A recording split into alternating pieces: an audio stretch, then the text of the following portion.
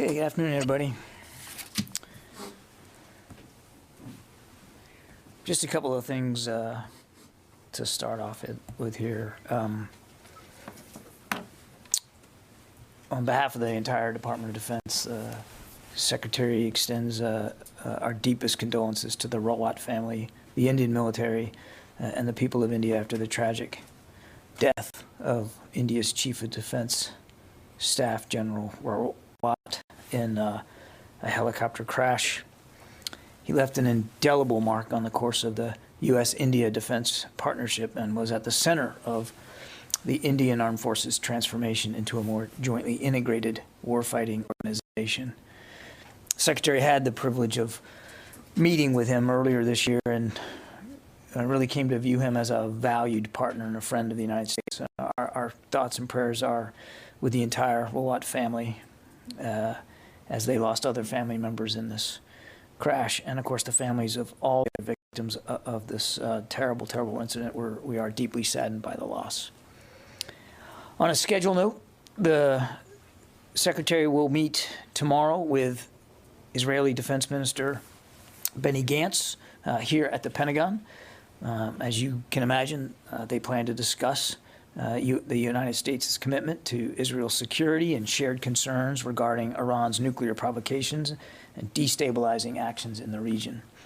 We will, of course, issue a readout of the visit after the fact, and I think, as you know, just as in the past, there'll be open press access to the arrival and to the very top of the meeting.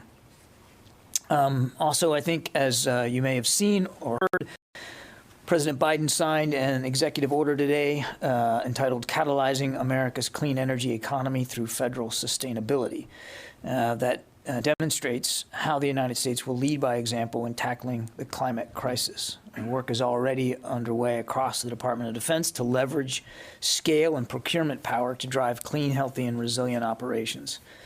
This executive order and its accompanying federal sustainability plan offer a clear statement of the President's priority to address the existential crisis of climate change.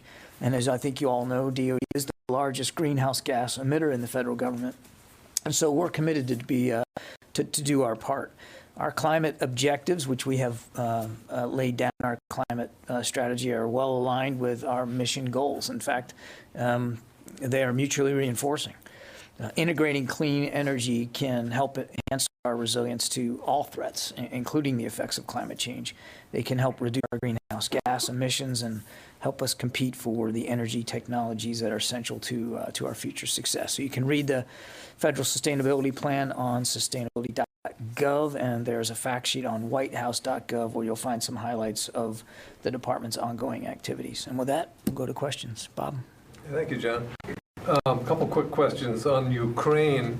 Has Secretary Austin begun consulting with his NATO counterparts about the possibility of reinforcing the eastern flank beyond what was already in the works? No, there have been no additional consultations about that specific potential outcome, Bob. Or weapon sales to Ukraine? You mean security assistance to Ukraine? We have no new announcements or decisions to make with respect to any additional security assistance with Ukraine. I think, we did approve, President Biden approved a $60 million security assistance package. The final elements of that will be arriving in Ukraine this week. Can you say what those are? Small arms and ammunition is the latest units that will be transferred to Ukraine's defense forces this week. Yeah. Another quick question, if you don't mind, is on the sexual assault prevention and the military justice reform legislation.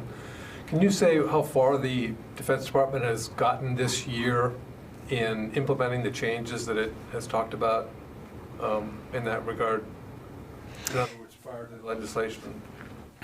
Well, I mean, you're not talking about just UCMJ reform. I take it. We have. The biggest thing we did this year was, get the independent review commission stood up, get their findings and recommendations all tabulated, and then you saw that Deputy Secretary Hicks issued an implementation roadmap to give us a process by which we could start to implement all those recommendations. And UCMJ reform and the legislative proposal that the department was fostering was one such accomplishment. We are working hard to develop a dedicated workforce for sexual assault, sexual harassment counselors and advisors. That's going to take some time, but the initial work of that is ongoing. We are looking hard at victim support and prevention techniques and trying to capture lessons learned throughout the force. We are, as I think we've talked about, we are taking a hard look at installation by installation. We're already doing that to look at what the unique challenges are in installations both at home and abroad, because some are just better equipped to deal with this challenge than others. Some of it is just based on geography and where they are and how much support they can get or how much resources they have applied to this. So there's been a lot of work, and it will be ongoing. This is not something we're going to take our foot off. Yeah. Abraham. Yeah, thanks, thanks, John. Following up his question on Ukraine, there's been this phrase thrown around by administration officials as well as DoD officials called "further invade Ukraine." This idea of if Putin were to further invade Ukraine, that would trigger some results. I wonder, from a DoD perspective, does further invade Ukraine mean putting Russian troops in Donetsk and Luhansk? I think it means additional incursions into Ukraine, violating their territorial integrity and their sovereignty with additional units inside Ukraine, inside the borders of Ukraine. Considered part of Ukraine from U.S. perspective. I'm sorry? And Donetsk and Luhansk are part of Ukraine. Of course they are. Yeah, thank you. Yeah. Yeah, fine. Thank you, John. So on the meeting tomorrow with Minister Gantz, does the Secretary share with his Israeli counterpart the same conviction that there needs to be room for diplomacy with Iran, and that diplomacy for now is the best way to deal with its nuclear program? Does Minister Gantz share the? I cannot speak for Minister Gantz, Fadi. I think you can understand. I wouldn't do that. I'm not even always very eloquent speaking for this defense secretary, so I don't want to get in the habit of talking for another leader. But, and there's always a but on something like that, the way you phrased it perfectly captures where Secretary Austin is, that, as he said, no problem in the Middle East is easier to solve with a nuclear-armed Iran. He fully supports the diplomatic effort and outreach that the administration is pursuing in Geneva to try to get back into the Joint Comprehensive Plan of Action. He believes that diplomacy should absolutely be in the lead. So will the Secretary be making that message clear again in the meeting with Mr. Gantz, or only discuss the concerns that both leaders share about Iran? Well, look, Iran will absolutely be on the agenda tomorrow, and as I said, we'll do a readout of that. So I don't want to preview or get ahead of a conversation that hasn't happened yet. But whenever Minister Gantz and Secretary Austin have a chance to speak, Iran is right there at the top of the list of things that they talk about. And the Secretary has been and will continue to be clear, publicly and privately, about how he sees the most appropriate path to pursue an Iran that doesn't have a nuclear weapon. But as you also know, his job is to defend this nation. His job is to look after our national security interest in that part of the world, every part of the world. And that means making sure that we have the right resources, capabilities in the region, specifically in the region, to protect those national security interests. And so he's going to remain laser focused on that. And a key piece of that, Fadi, is also to, and you've seen this when he's been over there, is to make sure that that we're helping contribute to the capabilities of our allies and partners. And our defense partnership with Israel is ironclad. We are still committed to their qualitative military edge. So, I mean, all of that will also be part of the discussion, I'm quite sure. Thank you. Yeah, in the back there. Thanks, John. Caitlin Burke with CBN News. So with no religious exemptions granted so far for the COVID vaccine, there's concern that members of the military have been stripped of their religious liberties. Can you just speak to that? I know you have in the past. Sure. And to why that exemption is so rarely granted. Yeah, you're right. There haven't been any religious exemptions granted by the services. I would ask you to speak to the services about their exemption policies. That's not something that's centrally managed at the secretary's level. They are always rare. Religious exemptions for military medical requirements they are typically historically very rare. I can't speak to each and every case. Again, I'd point you to the services, but this has absolutely nothing to do with trampling on the religious liberties of our men and women in uniform. I mean, one of the things that when you sign up to serve in the military, one of the many things that you sign up to defend is the right to worship, the right to or not to worship. And we obviously respect that inside the ranks of the military. That's why the services each have chaplain corps, corps of people dedicated to looking after the spiritual needs of men and women in uniform as well as their families. So this is not about liberties. It's about a military medical requirement to keep them safe, to keep their families safe, to keep their units safe. And the Secretary continues to strongly believe that these vaccines are the best way to do it with respect to COVID. And just because none have been approved doesn't mean that they can't still be applied for.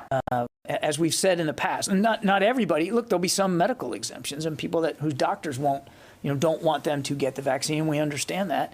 And for those who strongly feel like their case merits a religious exemption, they are absolutely entitled to ask for that. Yes, ma'am. Thank you. Liz Frieden with Fox News. With the NDAA that the House passed last night, is there anything not included in it you wish would have been included in it? And as far as the Senate passage goes, are you hopeful that they're going to, pass it in time? So I'm because it's still working its way through legislatively. I'm going to refrain from providing a detailed comment on what's in it and what's not in it. As you rightly pointed out, it has to now go to the Senate and then ultimately to the White House. I'm sorry. And your second question was? Is there anything that this year makes it different than in years past? Well, I mean, the big muscle movement is the sexual assault, sexual harassment provisions. I mean, that's a historic initiative here, removing those crimes and related crimes, the prosecution of them outside the chain of command. There's lots of puts and takes. Again, I really would rather not deliberate over all of them while it still has to go to the Senate.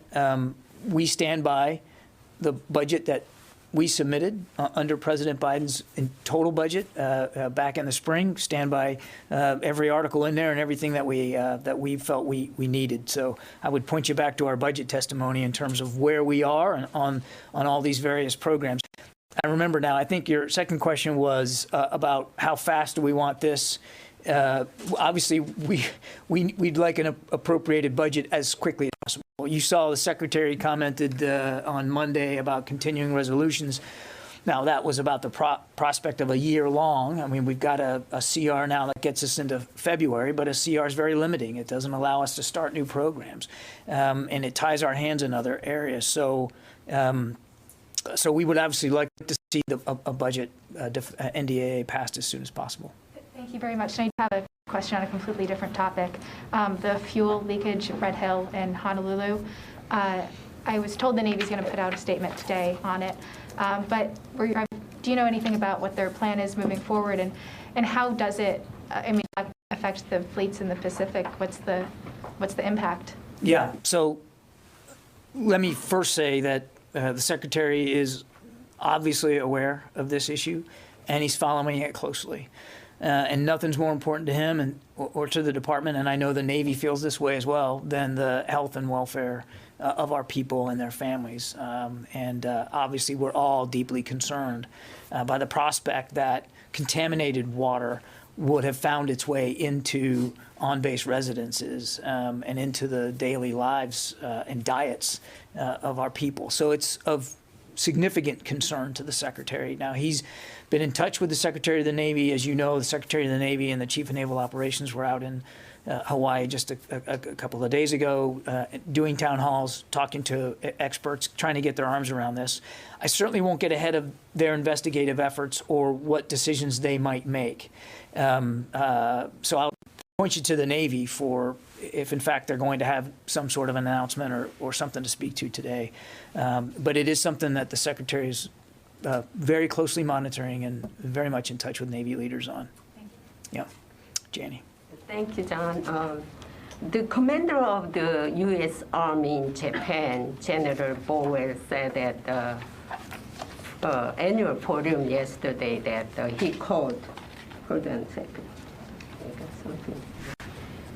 So his quote said that the combined anti-aircraft defense must be strengthened in response to threat from North Korea, China, Russia. And he also pointed out that these countries are collective threat acting. And my question is, China is interfering with the missile defense system in U.S. and South Korea.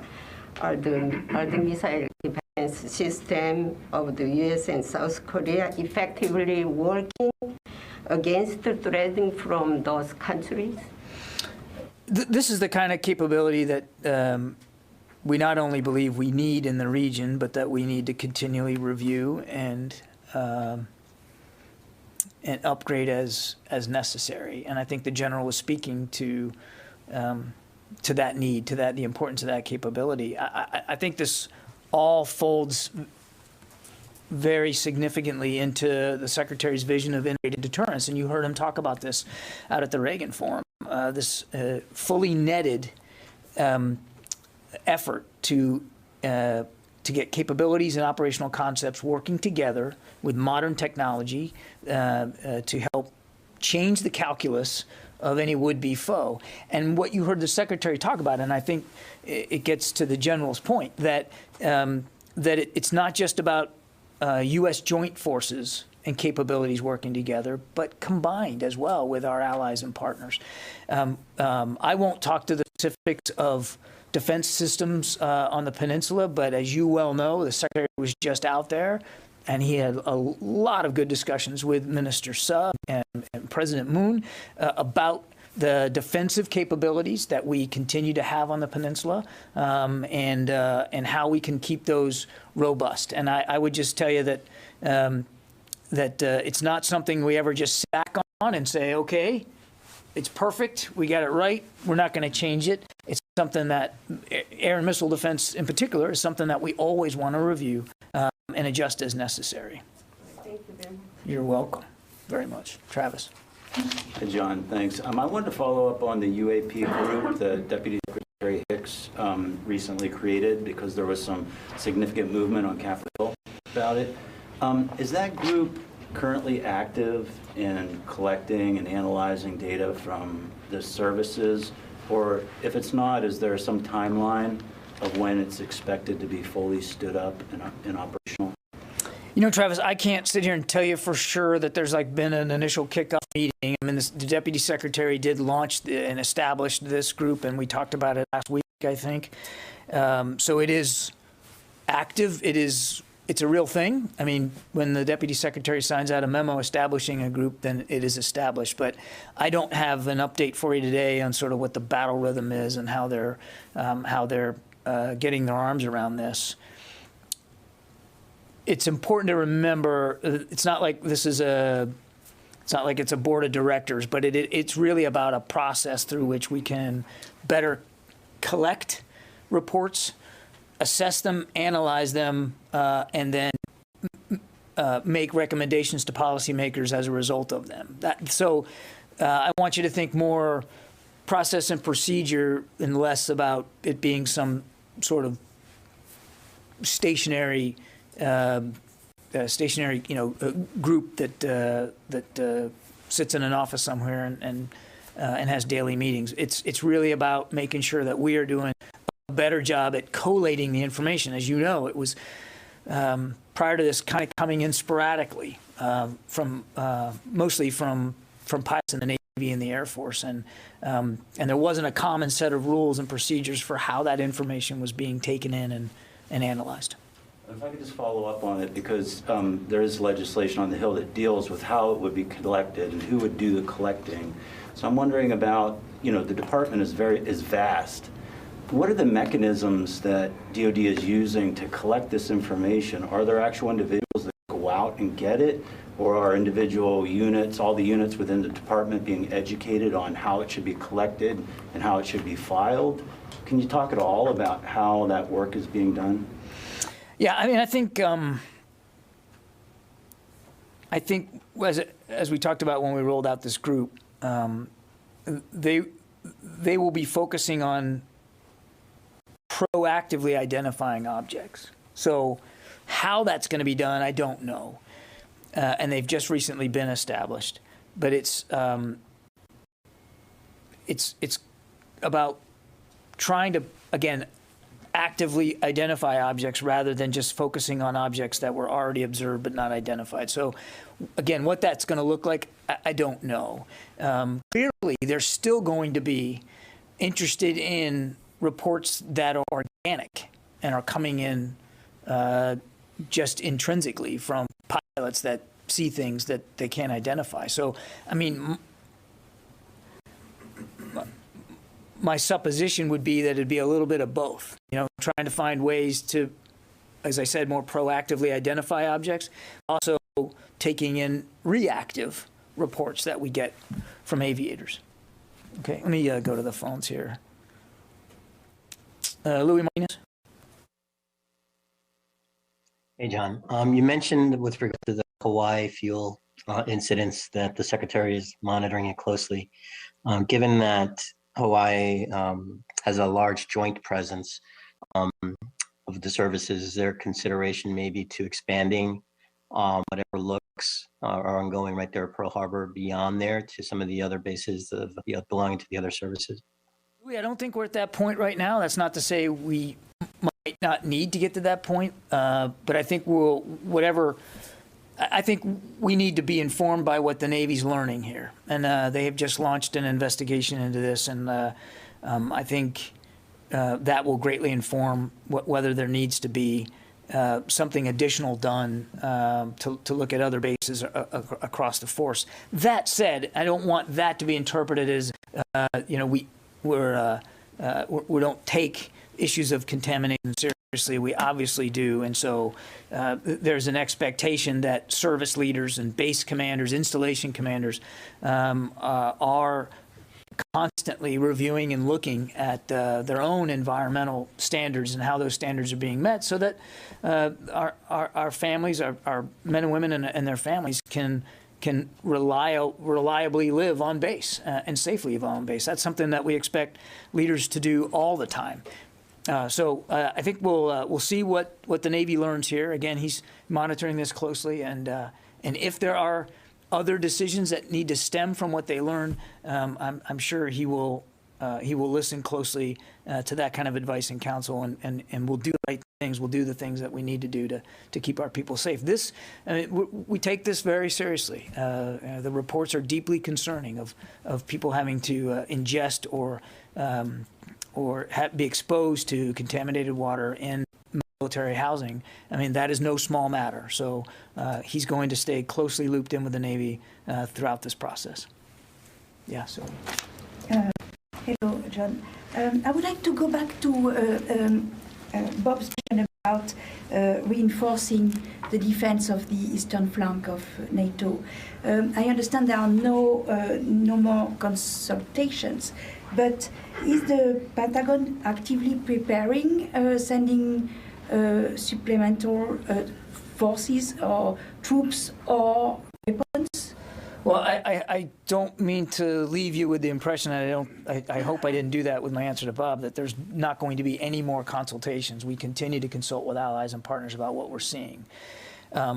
But to your question about additional capabilities that the National Security Advisor said,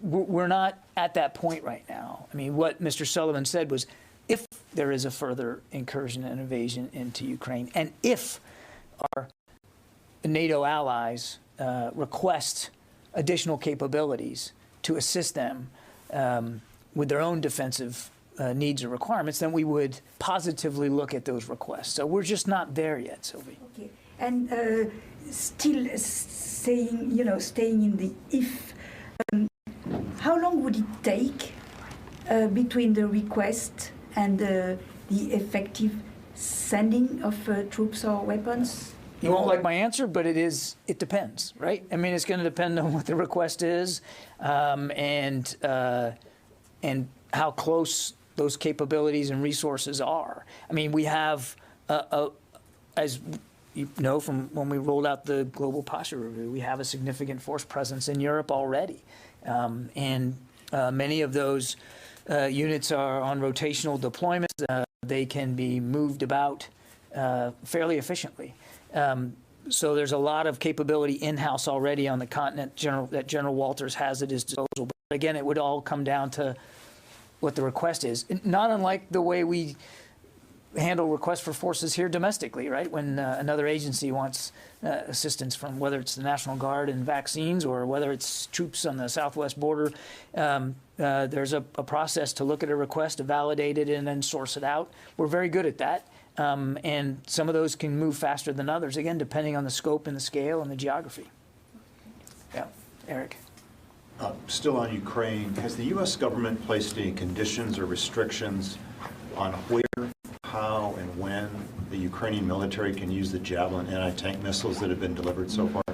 Our expectation for use of the Javelins, Eric, are that they're to be used in a self-defensive mode for self-defense purposes.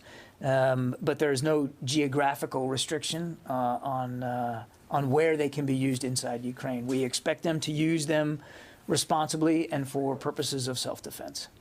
So if they're deployed in the front lines today, they basically be used in any way the Ukrainian commanders see fit? They belong to the Ukrainian armed forces, Eric, and our expectation when we've delivered them is, again, that they will be used responsibly for self-defense. But we have not tied them to a geographic region inside Ukraine.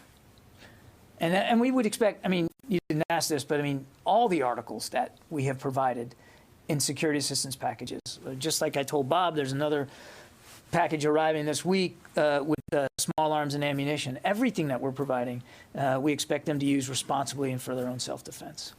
Yes, sir. Thank you, sir. I have a question regarding the report that China is seeking to establish a naval military base in Equatorial Guinea, Atlantic coast of Africa. You touched on this on Monday in your press conference. You said that this would raise national security concerns for the U.S. But it's kind of vague. What exactly are these national security concerns regarding this incident? And what would the U.S. be prepared to do, the U.S. DOD be prepared to do to counter such a move by China? I think I'm going to leave my answer the way it was on Monday.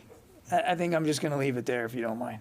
Let me get back to the phones. Karun Demarjan, Washington Post. Thanks, John. So two questions. First, just going back to the Iran issue. There seems to be growing impatience among Israeli leadership with the diplomatic process and, more agitation towards doing something militarily. So I know you said Secretary Austin thinks that the diplomatic approach should lead, but what on the military side is he willing to talk about, if anything, in this meeting with Gantz tomorrow? And then my second question is going back to the Ukraine issue. The NDAA that just passed the House last night and is looking to pass the Senate this week would put another $50 million on the table for assistance in the next fiscal year. What type of assistance would that actually be paying for? Is it more small arms and ammunition, or would it be something that would be have more power as used against Russia? Okay. So on your first question, obviously I wouldn't speak again to specifics of the conversation. Hasn't happened yet with Minister Gantz. As I said, they always talk about the threats that Iran poses, and as I also said to Fadi, I mean, he takes seriously our responsibility to defend against threats in the region, and we have those capabilities there in the region. He got the chance to see some of them on a recent trip out there to Bahrain. I think you can understand why it wouldn't be prudent here from the podium to speak to ifs and thens in terms of what might be available. Our job is, as always, to provide the president options. And this job, this institution is charged with providing primarily military options to the president, but ultimately those are decisions that only the commander-in-chief can make. Again, the secretary supports the work of diplomats and a diplomatic solution to this. He supports a return to the Iran deal, but obviously negotiating that return is in the hands of our diplomats at the State Department. And in the meantime, he has large responsibilities to make sure that we can protect our national security interests there in the region. On Ukraine, we are aware of that article in the pending legislation that passed the House last night. Again, I don't want to get ahead of legislators. Lawmakers have to decide this and before they can send it to the president. So I would be loath to get into specifics there. And to your other question about sort of what would it look like, I mean, some of that could be decided by legislation itself. I mean, how specific do they write in whether this proposal passes the Senate and gets to the president's desk? I mean, a lot of it's going to depend on how it's written. All I can tell you is that of the $60 million package that President Biden already approved, and we are now finishing up this week, there is both lethal and non-lethal. There is both, articles in there, assistance, everything from Javelin anti-tank missiles that we talked about just a few minutes ago, to patrol boats, to small arms and ammunition, which we talked about a little bit earlier. Of course, and there's, more benign articles, medical assistance and that kind of thing, medical articles and that kind of thing. So I can't speak for legislation that hasn't passed yet. All I can tell you is that this administration has been willing to provide security assistance items to Ukraine that actually really does help them defend themselves. Megan. So they first released its COVID-19 guidance today for airmen who don't comply with their vaccine mandate. It includes specific language for the National Guard. It does not address what will be done in the case of somewhere like Oklahoma, where you have a chain of command that has said we're not going to enforce this mandate. And so you may have commanders who don't report that they have airmen or soldiers eventually, particularly possibly in the Army, who aren't vaccinated. What powers do the military departments have from this level to reach down into those records and do their own auditing if they have to worry about commanders who are not going to report on vaccinated troops? Is that something that they can do from up here to initiate their consequences? That is a very specific question for which I have no specific answer. I'm going to have to take that one, Megan. That one gets more detailed than I think I'm prepared to go into right now. You're right. The Air Force did submit their memo. The Army will be submitting theirs relatively soon, we think. Again, the only other large point I'd make is this is a valid military requirement, and a member's participation, their ability to participate as a National Guardsman or as a reservist, quite frankly, could be put at jeopardy if they refuse the vaccine and they're not otherwise exempted. So Mike already wrote it down. I don't know how much we're going to be able to answer that, but we'll see what we can do. It may be that we point you to the guard bureaus, but let me take it, see what I can do. The question has become, if you have a chain of command that is not considers itself not accountable to the secretary at this point, Understood. How can you enforce this mandate when it is up to them to enforce it? No, I get it. It's a fair question. I'm not a legal expert on this, and I really don't want to venture into speculation here until we can do a thoughtful job of trying to answer it. I appreciate the thoughtfulness. All right. Okay, Sam Legrone from USNI. Hey, John. Earlier, y'all put out a statement warning about the effects of a year-long CR on the Defense Department budget. what do y'all know that we don't? Haven't really gotten a good sense of, that's a possibility right now. Is that something that y'all are trying to preempt with the statement, or just trying to understand how to put that into context? Thanks. Yeah, no, Sam, it's not about knowing something you don't. In fact, I rarely have found that I know something you don't. But we have sort of seen this play out before, or CRs of short duration get extended and extended, and I think this is really a chance for the Secretary to make clear his concerns about continuing resolutions in general, but also the prospect of this going longer. And he just wanted to be on the record to make sure that our troops and our families and the American people understood the damage that a long-term, in this case, potentially a year-long CR could have. But it wasn't about, having some specific sense of it that you don't have, Sam. It's really about just making sure that that we make clear the damage that a CR can have, particularly over the long term. Wafa. Hi. Tomorrow, the final meeting of the Military Technical Committee in Iraq is taking place. Can you give us an insight on whether there will be maybe an announcement regarding the end of the transition to a non-combat role? Could we expect that tomorrow? There'll be a joint statement, Wafa, issued at the end of the meeting. So I would stay tuned for that. What I can tell you is that the United States will uphold our commitments, the commitments we made back in July, including that there will be no U.S. forces with a combat role by the end of the year. U.S. forces will remain in Iraq, of course, at the invitation of the government of Iraq, in an advising, assisting, enabling, and intelligence sharing role to support the Iraqi security forces in their fight, their continuing fight against ISIS. So again, I'd stay tuned. We expect there will be a joint statement at the end of the talks tomorrow. Okay, I think I'll take one more here from the phones, and it looks like that might be doing it for us. Tony Capaccio. Hi there, John. I had a couple of questions on Ukraine. I want you to round it out a little bit. In the $60 billion package, how many of Javelins have been delivered to date on top of the roughly 360 that we've delivered over the last few years?